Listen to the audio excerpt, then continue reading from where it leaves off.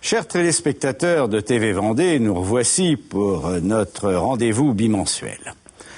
L'affaire criminelle que je vais évoquer avec vous aujourd'hui est une affaire étonnante dont vous n'avez probablement jamais entendu parler. Vous connaissez en revanche certainement, pour la plupart d'entre vous, celui qui fut soupçonné d'être l'auteur de ce triple crime qui s'est déroulé à Escoir, en Périgord, le 24 octobre 1941.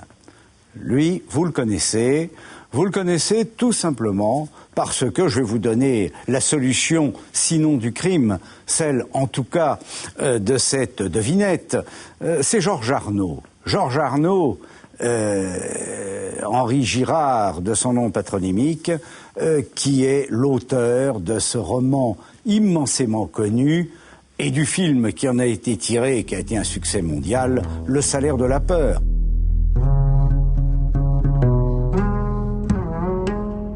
Film que l'on rediffuse régulièrement à la télévision avec Charles Vanel, Yves Montand, Peter Van Eyck, cette histoire de chauffeurs de poids lourds sur cette route d'Amérique du Sud extrêmement dangereuse, ces chauffeurs qui risquent leur vie à chaque virage et à chaque mètre parcouru car ils vont livrer de la nitroglycérine dans les mines qui se trouvent de l'autre côté de la montagne. Film admirable de Clouzot, film qui est sorti en 1953, mais encore une fois, que l'on rediffuse régulièrement. Georges Arnaud. Georges Arnaud, qui l'eût cru, a été impliqué dans une affaire criminelle épouvantable dont le théâtre est le château d'Escoir.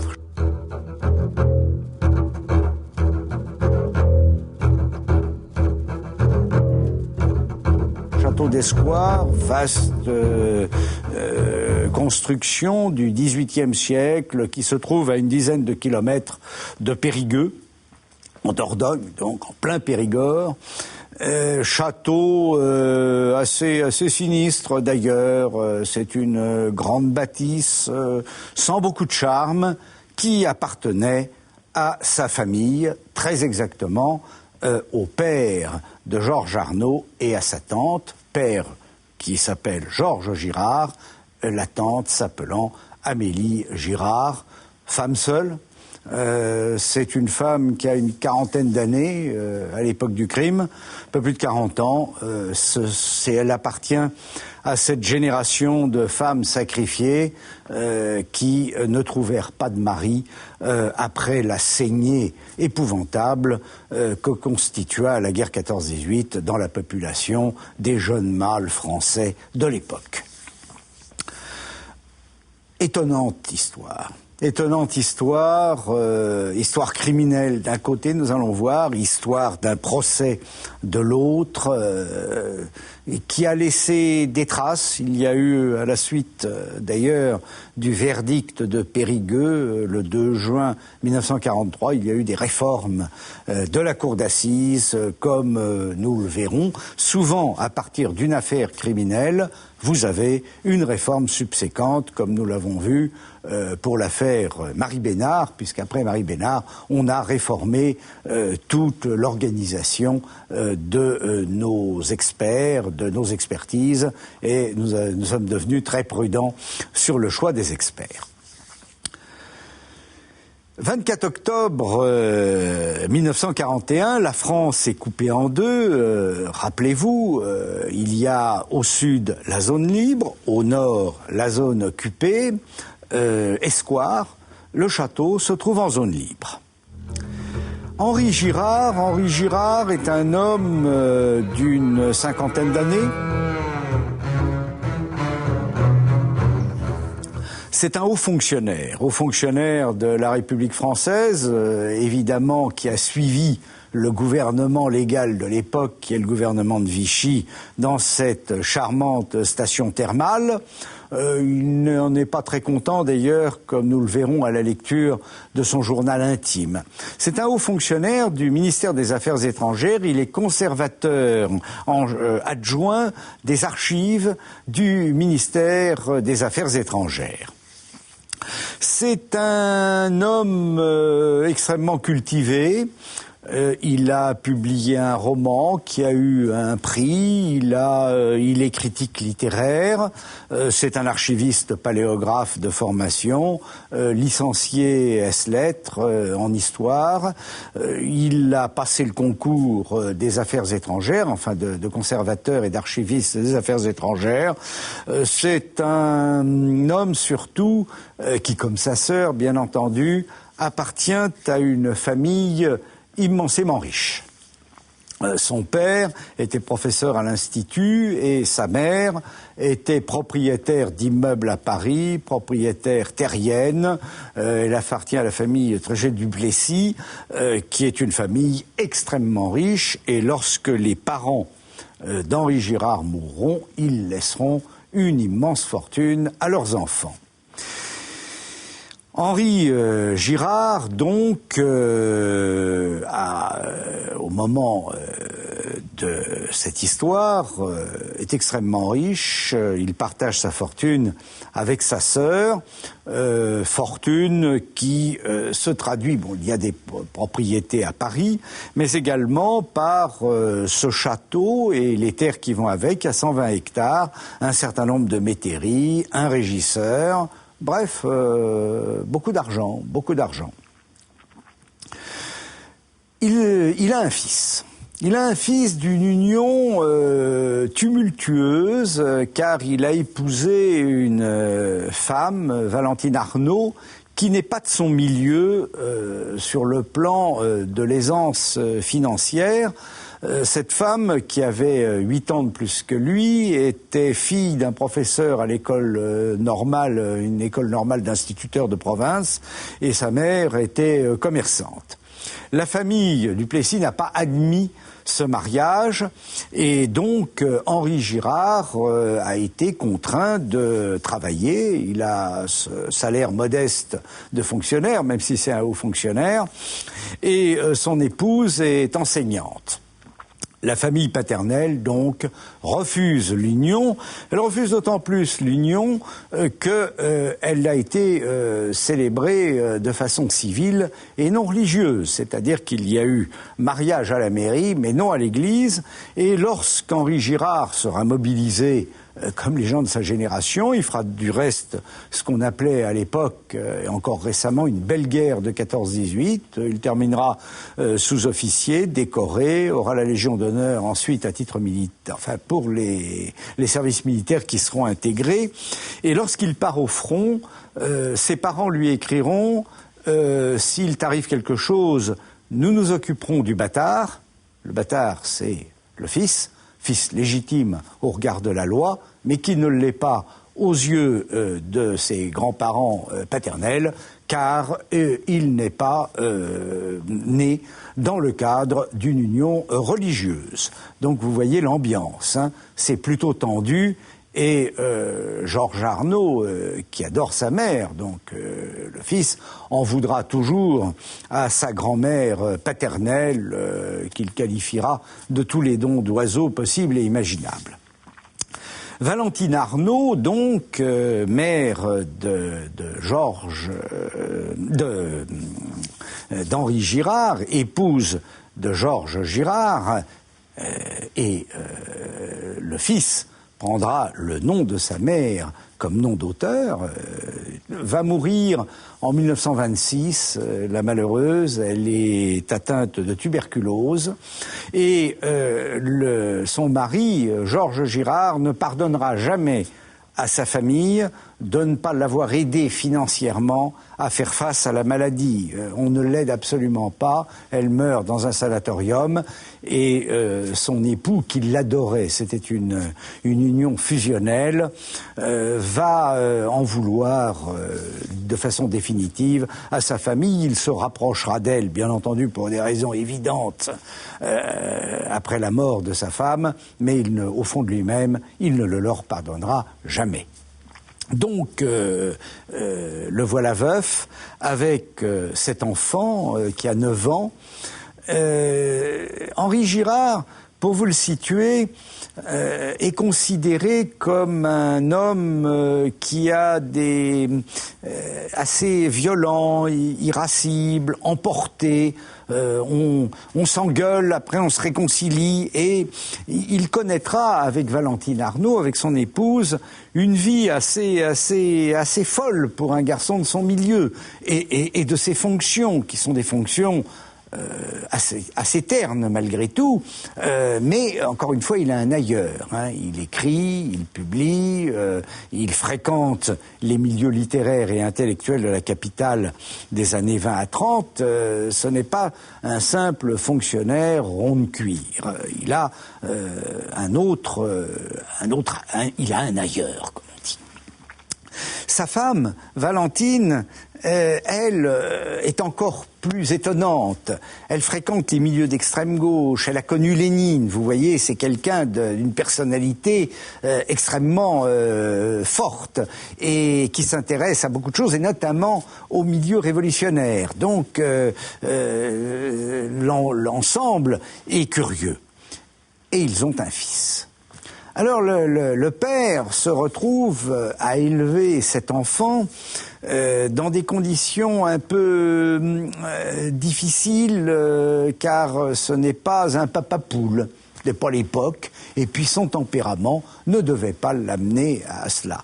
Les heurts sont, semble-t-il, assez fréquents, et les réconciliations également, car le père adore son fils, comme la tante adore son neveu. On les verra faire n'importe quoi pour rattraper les bêtises, car ce gamin n'est pas facile. À 14 ans, il fugue.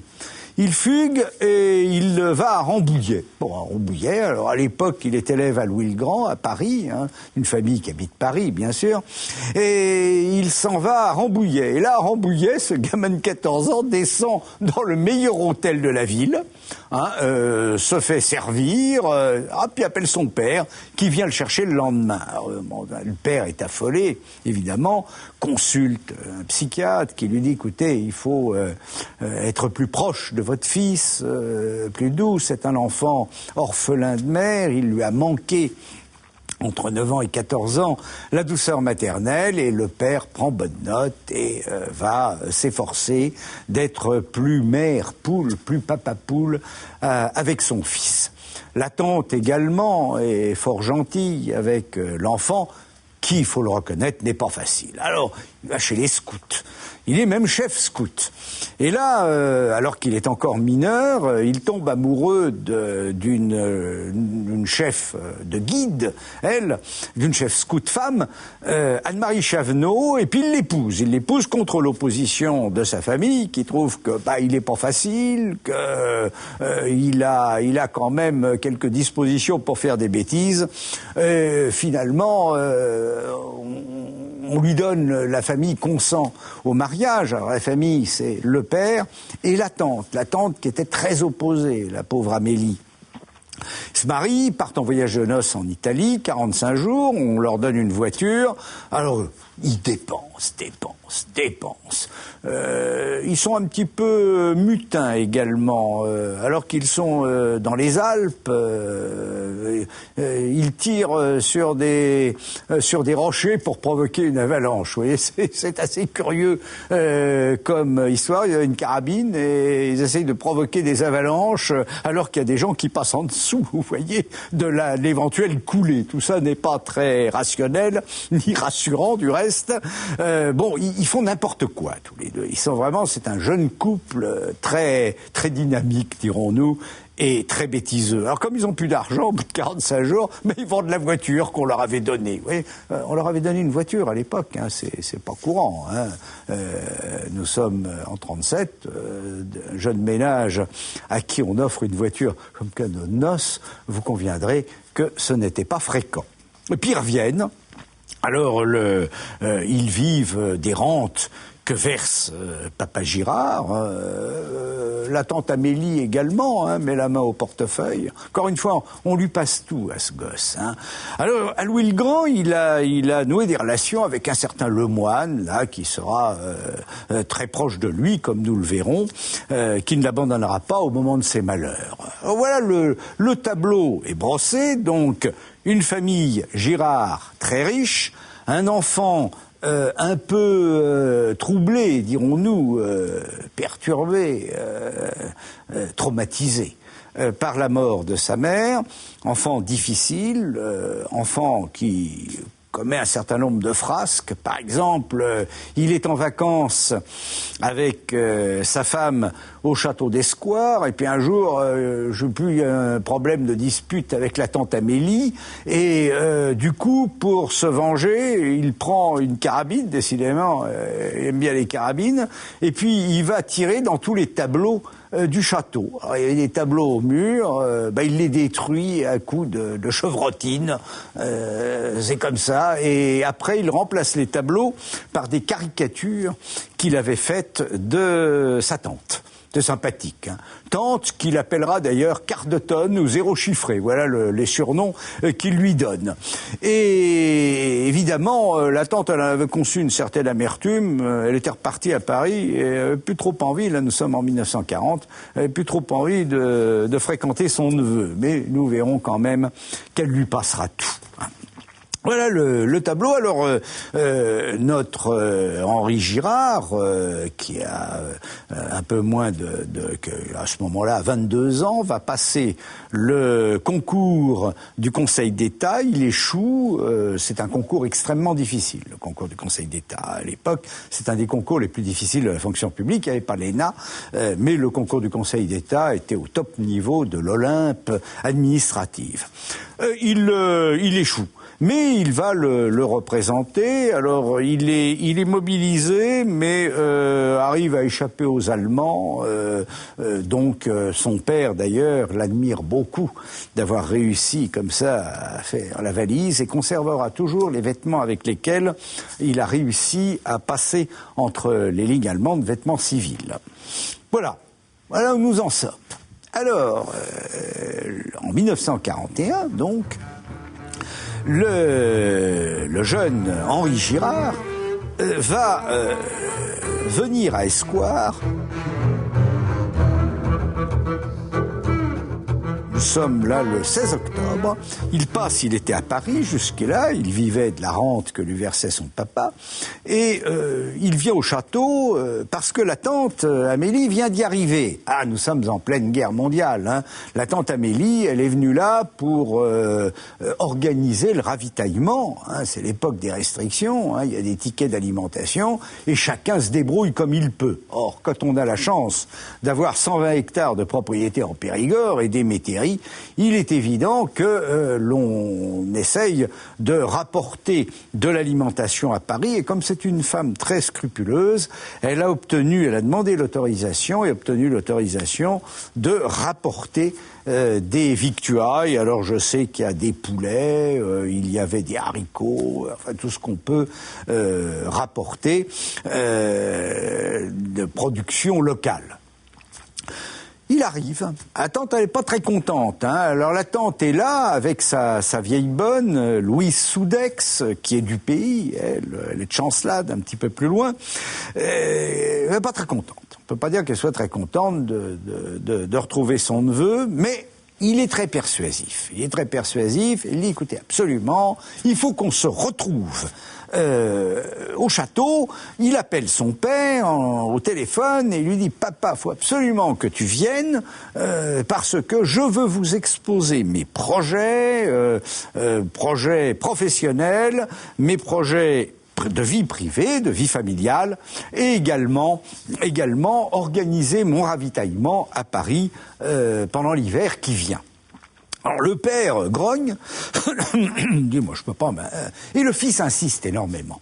Alors il faut reconnaître que le père cédait toujours à son fils. Il y a une espèce de fascination pour cet enfant.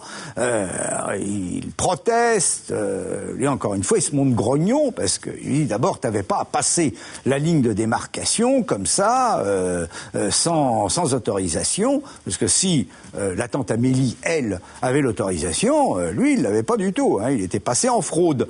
T'avais pas à le faire. Tu aurais pu avoir des ennuis, te retrouver en prison. Bref.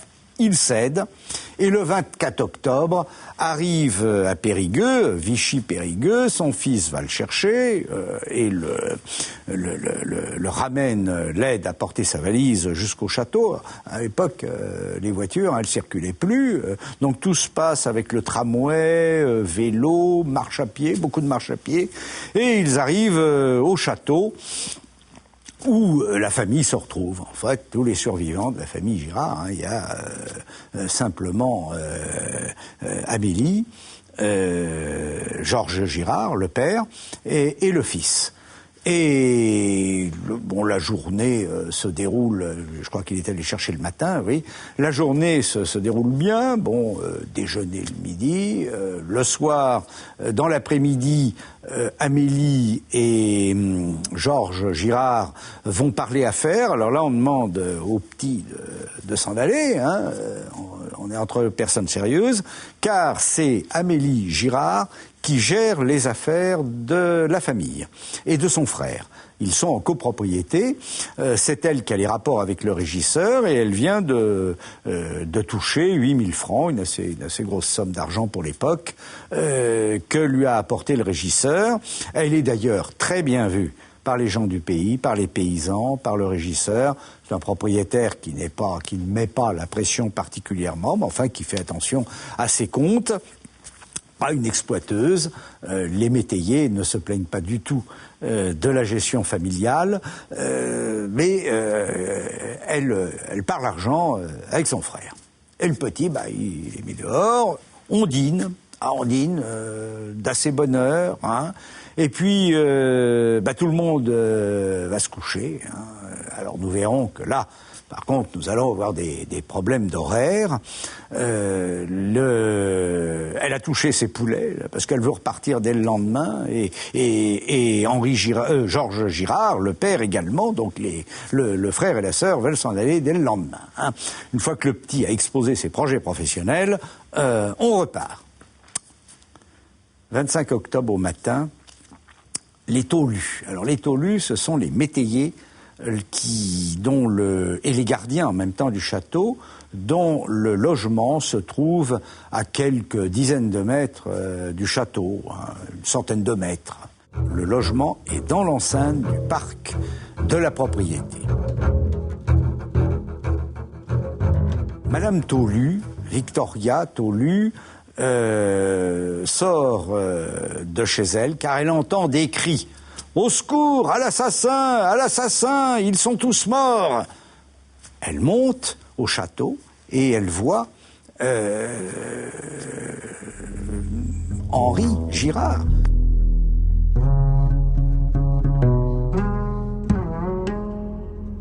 Le fils qui est là, complètement affolé, qui hurle « Ils sont tous morts, ils sont tous morts !» Alors, elle entre avec lui et que voit-elle ? Rejointe d'ailleurs par son mari, Romain Taulu, un homme d'une 50aine d'années, il voit des corps.